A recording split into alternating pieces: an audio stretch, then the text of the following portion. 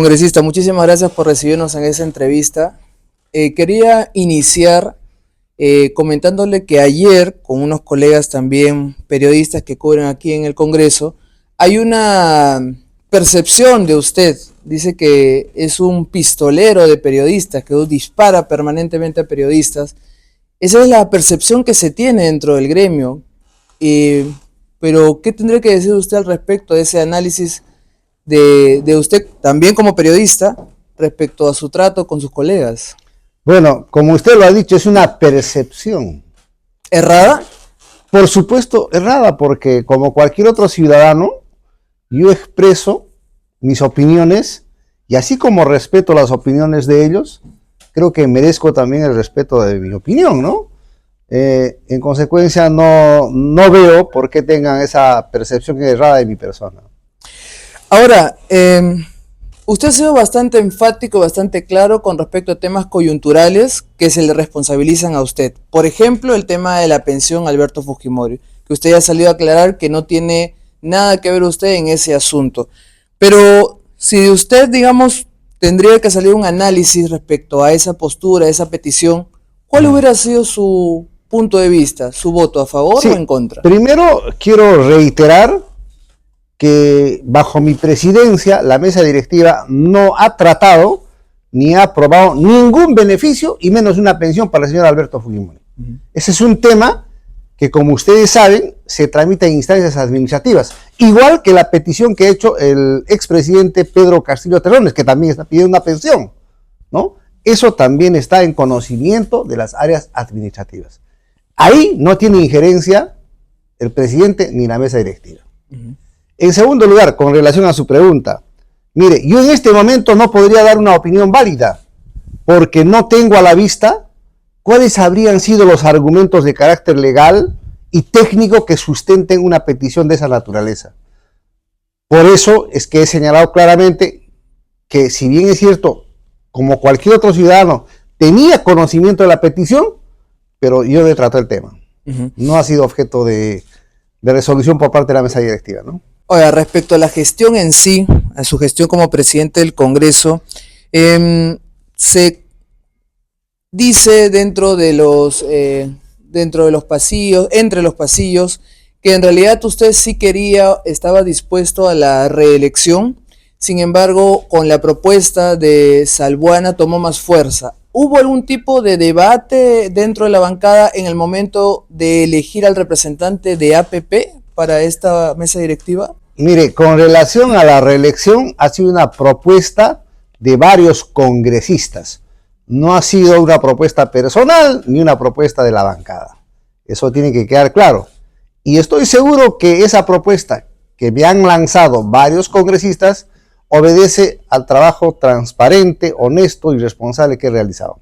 ¿Qué retos usted ve que ahora tendría que asumir Salbuana liderando el Congreso? ¿Qué retos usted, digamos, ha podido solucionar o superar y qué retos ahora él tendrá que superar o solucionar? Mire, principalmente yo tengo que ponderar en mi gestión la puntualidad en digamos, en las sesiones, tanto de los plenos como del Consejo Directivo, la Junta de Portavoces, y cada reunión a la cual yo he convocado, siempre he asistido a la hora y he sido respetuoso de la jornada laboral de los trabajadores, porque no solo se trata de congresistas, sino también de los trabajadores del Congreso de la República. Nunca me he ido más allá de las 8 de la noche, ni más allá de las 9, exagerando. ¿Por qué? Porque soy consciente que podemos trabajar toda una mañana, tenemos que tener una hora para poder tomar nuestros alimentos y luego en horas de la tarde también cumplir una jornada y darle el tiempo necesario para que el trabajador pueda retirarse a su hogar a descansar. Igualmente los señores congresistas, ¿no? O sea, la puntualidad ha marcado una pauta en mi gestión. El respeto a los derechos de los trabajadores es otro punto que reconocen propios y extraños, porque he sido respetuoso de los convenios colectivos, de los derechos que tienen los trabajadores y de los derechos que tienen también los señores congresistas, ¿no? He tenido una política de puertas abiertas, he recibido autoridades, dirigentes sindicales, es decir, he dado apertura a todo el mundo. y he tratado en lo posible de solucionar utilizando los canales legales respectivos, y creo que esa debe ser la línea que debe continuar mi colega Eduardo Salbuana. Es muy pronto para hacer una evaluación o para decirle qué debe mejorar o qué no debe mejorar. Recién apenas tiene unos días, ¿no? Podríamos hacer tal vez una evaluación a unos 100 días de gestión.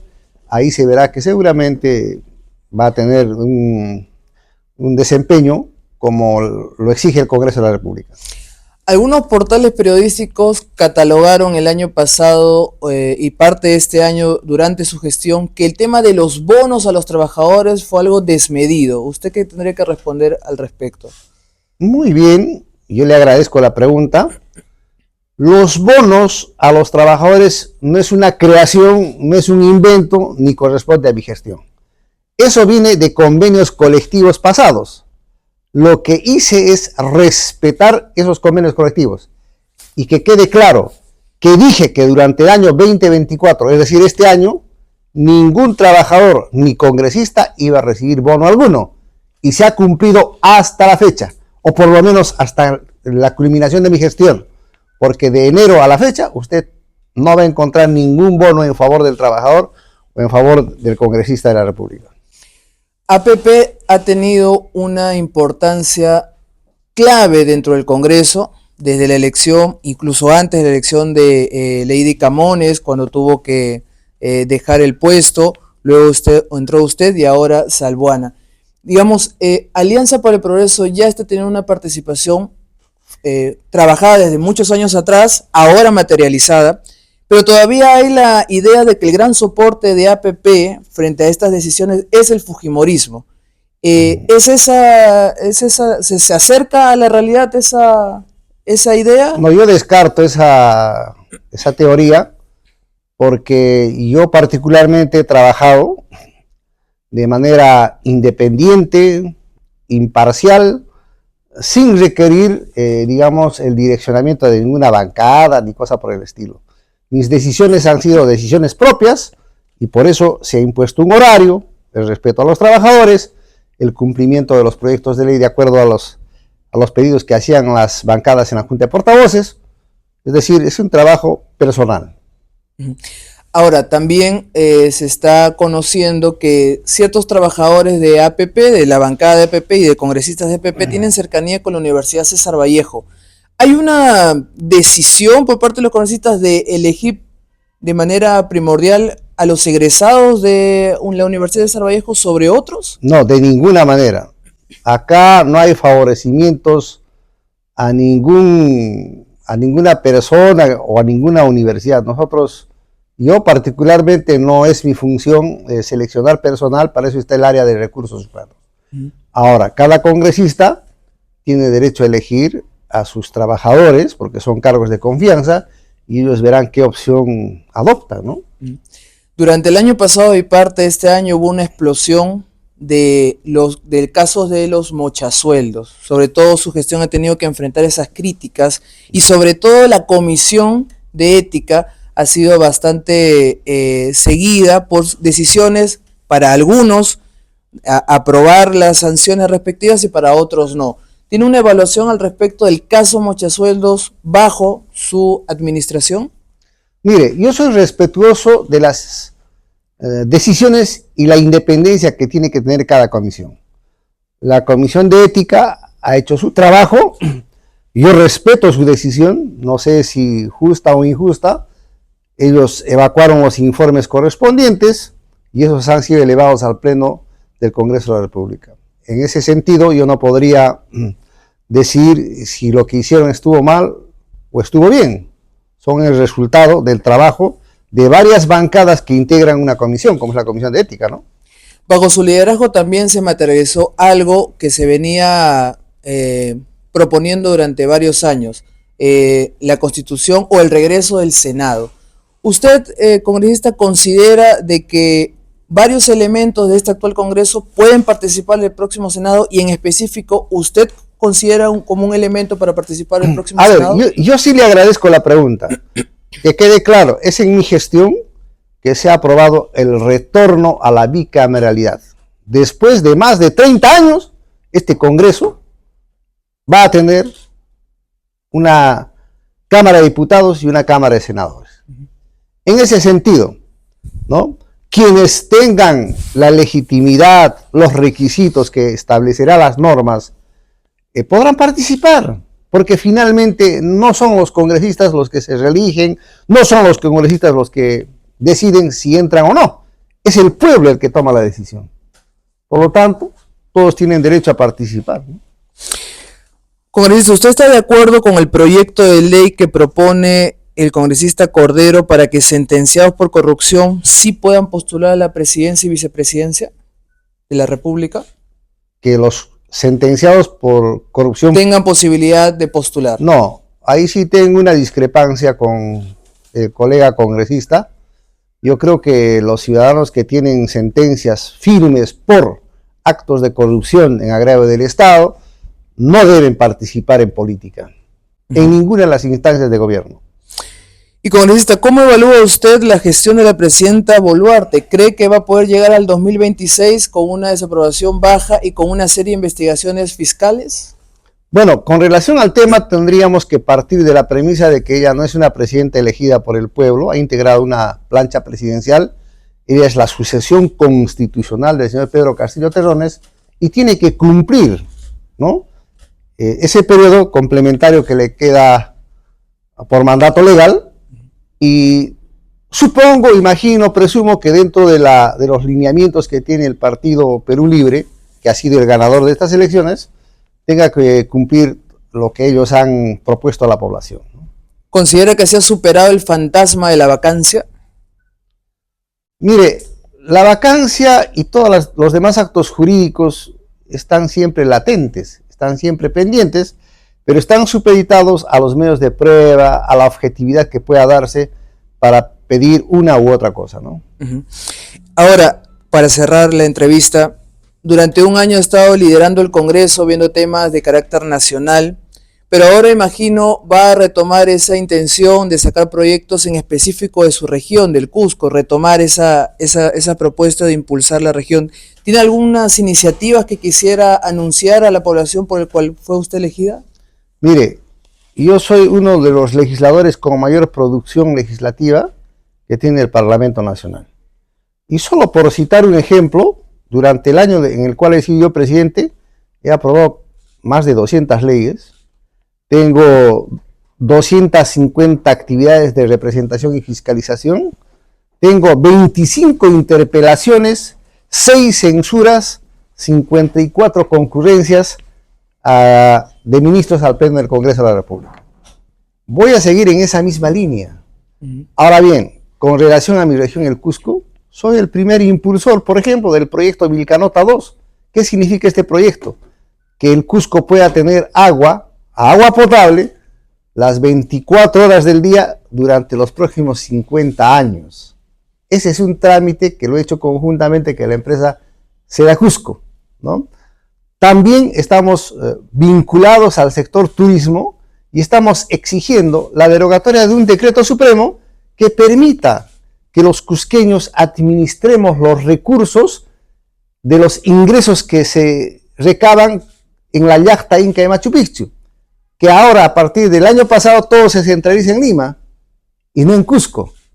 Cusco debe ser una unidad ejecutiva como antes, que pueda administrar sus recursos de manera directa, rápida, por ejemplo, con el último sismo ocurrido en mi región, donde a raíz de este movimiento telúrico, varios complejos arqueológicos se han deteriorado.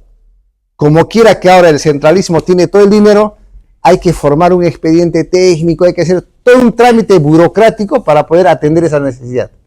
Antes, cuando teníamos nosotros la administración relativamente directa, podíamos atender la emergencia de manera urgente, rápida e inmediata.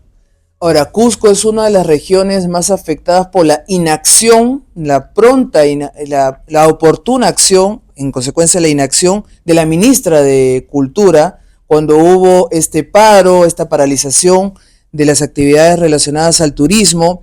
¿Usted considera, por ejemplo, de que la ministra de Cultura debería dar un paso al costado frente a esa situación que desencadenó una situación agravante en el campo del turismo en el Cusco? Mire, yo no soy partidario de que una ministra o un ministro salga o entre, porque la política general de gobierno la dicta el Ejecutivo. Entonces, no se trata de personas, se trata de decisiones que vengan del Ejecutivo. El reclamo de los cusqueños es claramente incrementar el número de visitantes a la Yacta Inca de Machu Picchu. Primer punto, que antes de la pandemia recibíamos 6.000 turistas por día y hoy día tenemos las limitantes que usted conoce. Lo segundo es que el boleto turístico de ingreso a la Yacta Inca de Machu Picchu debe ser modernizada ciertamente, pero ahí sí discrepamos que sea, digamos, administrada por un tercero, por una empresa privada. Creo que la propia Dirección Regional de Cultura, es decir, parte del Ministerio de Cultura, debería ser el ente que, modernizando sus sistemas, pueda vender estos boletos electrónicos al turista nacional y extranjero. Mensaje final para las personas que habían votado por usted, o confían también en APP y que quizás durante su periodo de presidencia del Congreso no tuvieron esos pronunciamientos constantes como ahora lo viene dando con la prensa directa, ha tenido comunicación oficial a través de los canales oficiales, pero no de constante pregunta a través de la prensa. ¿Alguna aclaración, precisión o anuncio que quisiera dar a esas personas? Sí, por supuesto. Yo le agradezco la pregunta. Ciertamente, durante mi gestión como presidente del Congreso de la República, yo opté por no dar ninguna declaración. Y esto obedece a una sencilla razón, que hoy está siendo malinterpretada, ¿no? Sucede que los 3 primeros meses en el cual yo desempeñé el cargo de presidente del Congreso, el periodismo nacional solo se ocupaba de preguntarme respecto de hechos vinculados a mi vida anterior a ser congresista de la República. O sea, decían que mi tesis de magíster y de doctor en Derecho eran plagios, eran copias, hecho que ha quedado desvirtuado en la actualidad. Decían que yo tenía una propiedad construida en un complejo arqueológico en el Valle Sagrado, completamente falso. Hablaron de que tenía 55 denuncias fiscales, totalmente falso. Entonces opté por de no ventilar mi vida personal, mi vida familiar a través de los medios de comunicación. Si hubiese tenido la oportunidad como ahora de que ustedes me pregunten temas vinculados al Congreso de la República, con el mayor gusto lo hubiese hecho, como actualmente lo hago y lo haré, porque soy respetuoso de los medios de comunicación. Muchas gracias, congresista, por su tiempo, muy amable.